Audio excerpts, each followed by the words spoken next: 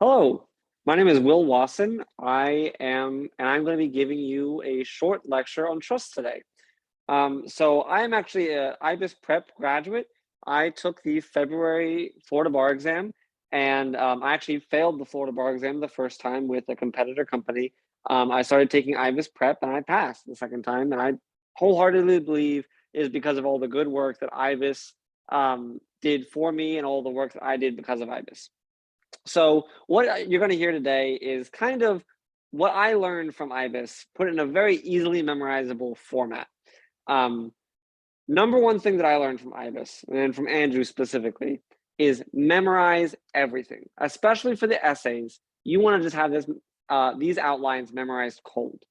I don't know how many times Andrew said that to me. Memorize it cold. And that's what I want to stress for you. When I took the bar back in February, I actually had this exact essay on my exam. Literally, I just wrote down my outline word for word, exactly that. The question was actually, it was one of those ones where they like ask you a 1, 2, and 3 kind of thing, and the question was literally, is the trust valid? Can they modify it, or what type of trust is it? Can they modify it? Can they remove someone? That kind of thing. So, and as we walk through, you'll see it's literally that. That is what the outline is. So my goal for today is for you to have an easily memorizable system you can use to ace any trust essay you get on the Florida bar.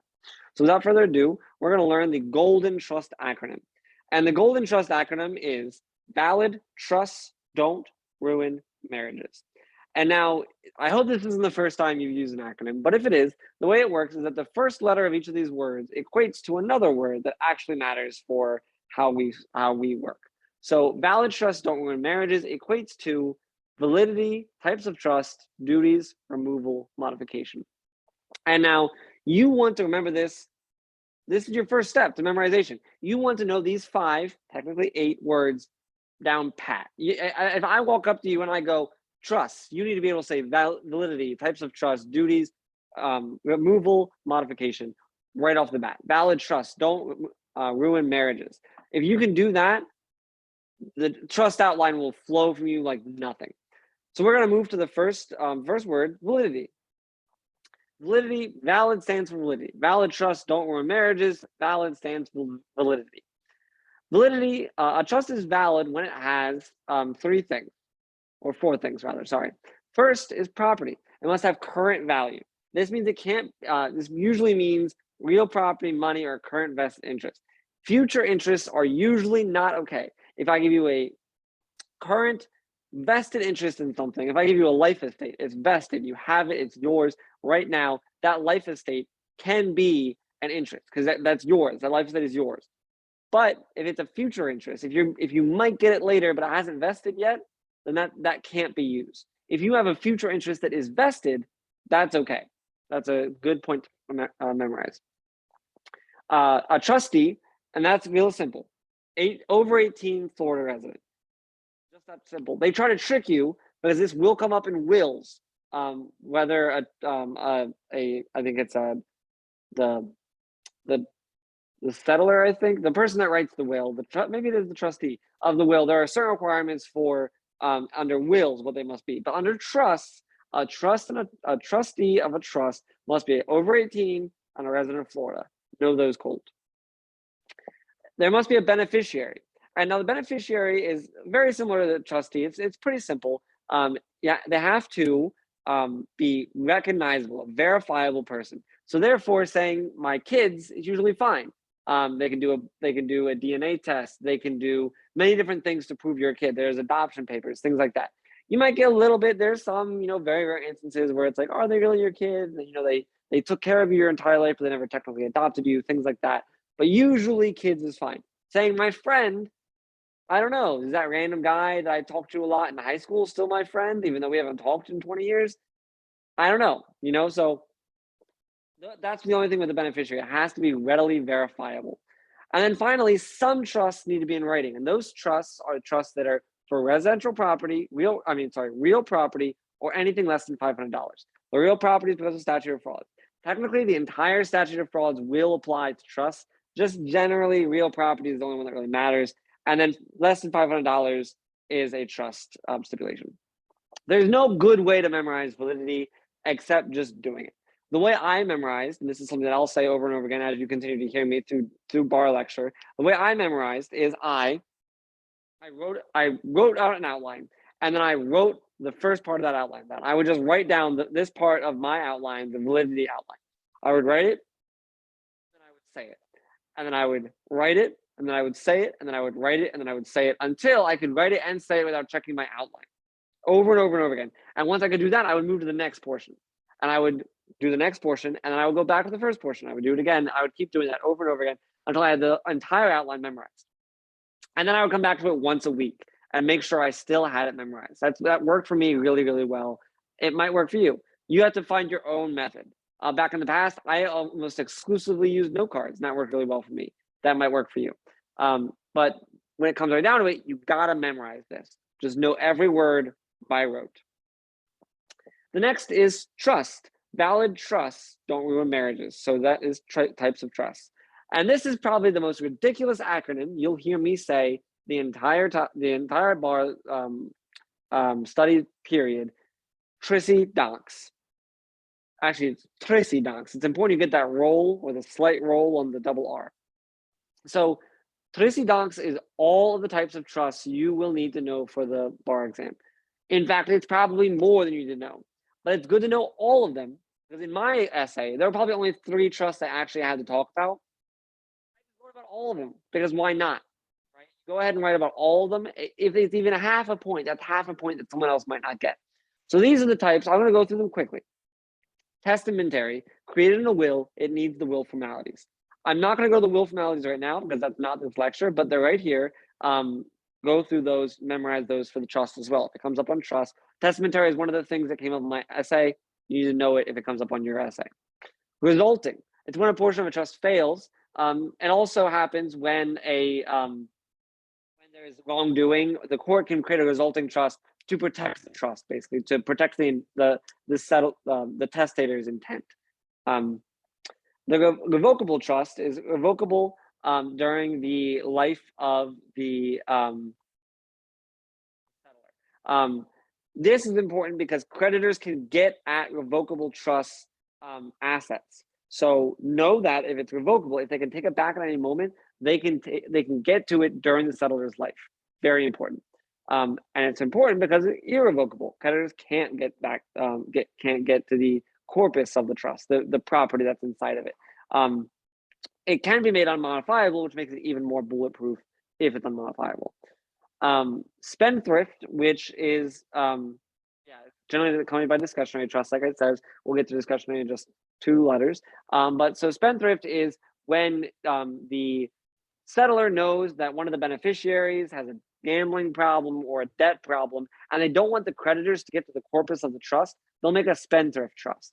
And what that basically means is that the creditors of the beneficiary can't get to the corpus.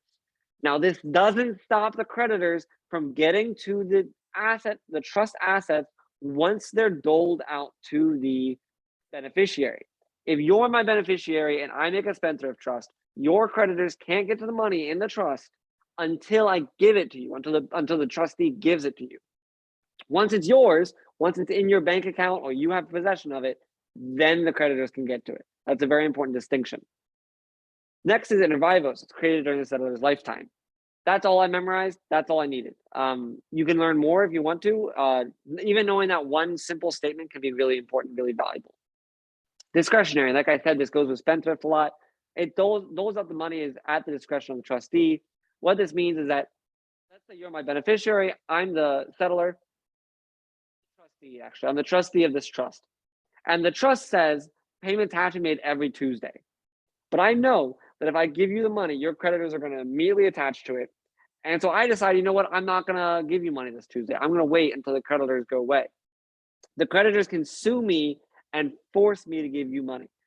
So if you make a discretionary trust, if you say the payments out of the trust corpus are at the complete discretion of the trustee, then it becomes a discretionary trust. A discretionary spendthrift trust is almost impossible for a creditor to get at the money in the trust until they give it to the beneficiary.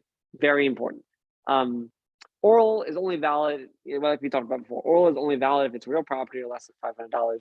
I mean, it is not those. It cannot be valid if it's real property or less than $500. If you memorize the valid, you'll know the oral.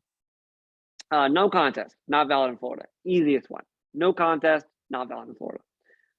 Charity does not need to have specific beneficiaries. It must be for a public purpose. When you think of public purpose, just use your common sense. Education, healthcare, poverty, things like that. If it's for a public purpose, and for the public writ large, like I can't make a charity trust to be like it's for wills that are going to college in Florida that's only in Central Florida. That's not for the public writ large. Well, actually, it could be. No, it's for wills. Never mind. Just make sure it's for the public writ large. That's very important. And then rule against perpetuities does not apply to the charity trust. And then support trust is used to support a beneficiary. Almost every single trust, if it is a testamentary trust, it's going to be a support trust. Just throw that in there. Just this is a support trust because why not? There's nothing really to talk about there, but it's worth a half point or a point, right? The next thing, valid trusts don't ruin marriages. Don't stands for duties. And the acronym for duties is Plips. So Plips stands for prudent investment. The trustee is expected to make prudent investments on behalf of the trustee, but if the trustee uses an expert, it's assumed to be valid. It's assumed to be prudent. This is because a lot of lawyers aren't good with money, right? When you make a lawyer a trustee, which is very common, they might not know how to spend on the stock market. Andrew would. I wouldn't, right? I would have absolutely no idea. Andrew, I would trust my money to the ends of the earth. Me, not so much. So the prudent investment is important, but remember the distinction that if they consult with an expert, it's considered valid. It's assumed to be valid. Loyalty means basically what you really want to look for is no self-dealing. You don't want, like if I hired my wife to be the secretary for the trust for whatever reason, that's not okay. Even though my wife might be very qualified, might be the best candidate, it's not okay for me to be paying my wife out of the corpus of the trust unless I go through like very specific hoops to make sure that it is okay with the beneficiaries. You also can't be competing with the trust. So that means if the trust if the trust corpus is like invested almost entirely in, let's say, Disney, into Disney stock, and then you go out and you become like the primary you're the trustee, and you go out and become the primary investor in Warner Brothers or Universal or whatever. That's not okay. You're competing directly with the trust. It's not okay. It also means that like you can't like outbid the trust if you want to like buy something, if there's like a real property that the trust is bidding on, you can't then go as the trustee and outbid them. That's not okay. Things like that. Look for that.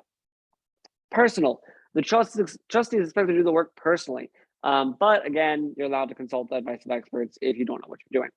And finally, separate. This is really only a problem for banks. You're expected to keep the property of the trust separate from other property.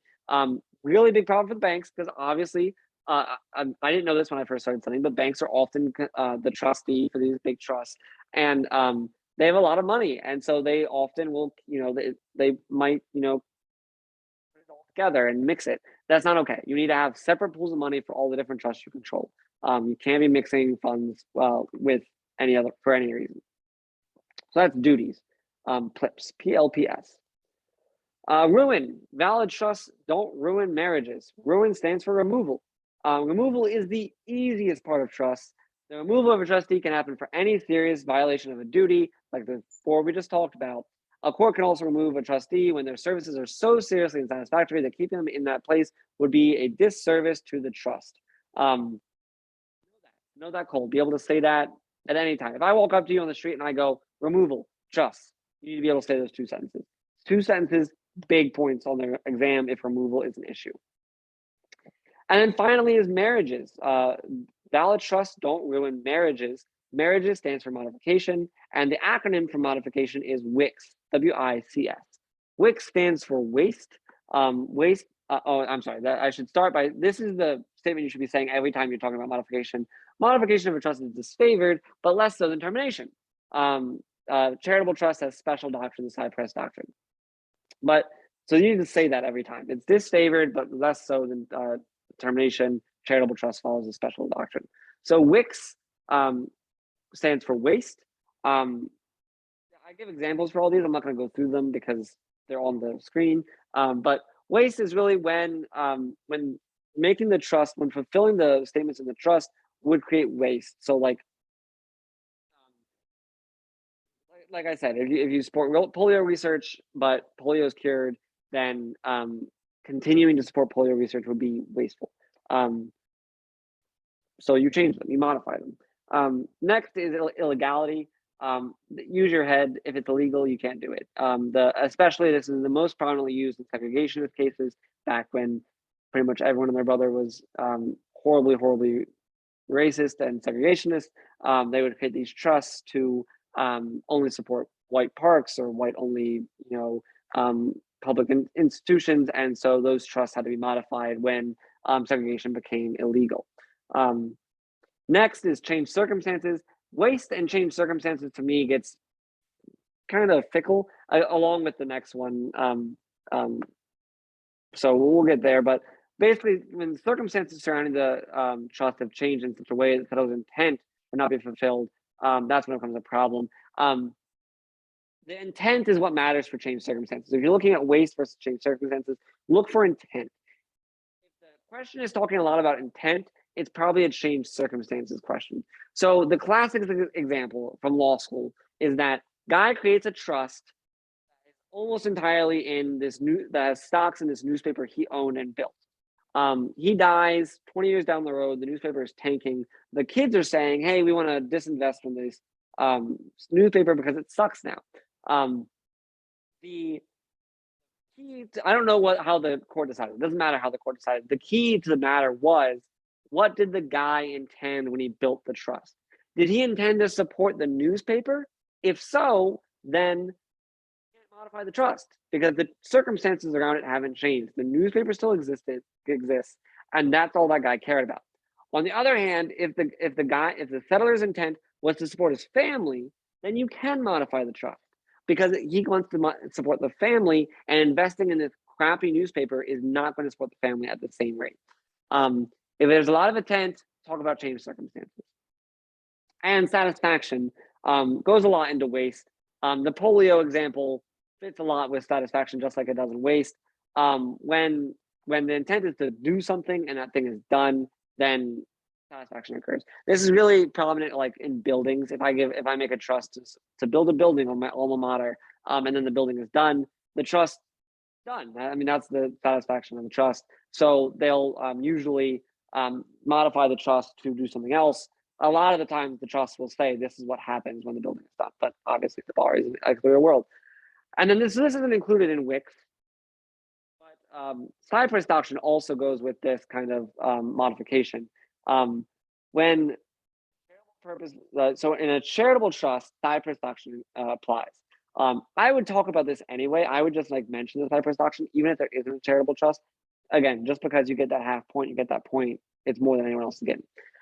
Charitable purpose selected by purpose is impractical. If a settler had a general charitable purpose rather than a specific purpose to help a named charity, court will select an alternative charity. So if the settler says, I want to fight COVID-19, then they'll fight, the trust will fight COVID-19 in any way it can until it can't anymore, like if a cure is found.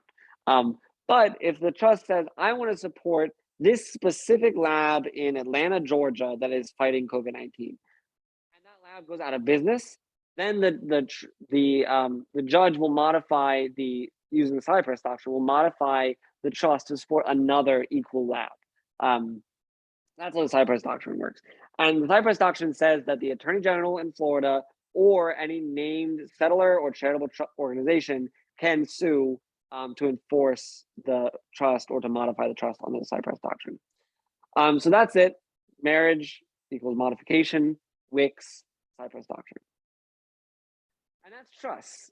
So if you have any questions, feel free to contact me. Here's my personal email, personal phone number. You can call me. Text me is better because I might be at work, but text me, ask me any questions, email me. If you want the written out version of this outline, happy to give it to you. no extra charge. So feel free to do that. But you want to know valid marriages don't ruin, valid trusts don't ruin marriages. You want to know it from the bottom of your heart. And you want to know it stands for validity, types of trust, modification, removal, and duty. Types of trust don't. Duties, removal, modification. And you might have to do that in your head. You might have to like stumble over the words and like figure it out. As long as you get them, it's one step ahead. You want to know tricidoncs. Tricidoncs stands for testamentary, resulting, revocable, irrevocable, spendthrift, inter vivos, duties, oral, no contest, and then support. You want to know those 10 trusts like that. You want to know the duties are plips, personal, loyal, prudent, separate. You want to know that the modification is wicks, waste, illegality, change of circumstances, satisfaction, and cypress doctrine. You want to know those things. If you know them cold, you will write a perfect trust essay every single time. I guarantee it. Feel free to reach out with me for any questions. I know you're going to ace it. Have a nice day, night, morning, wherever you're watching this.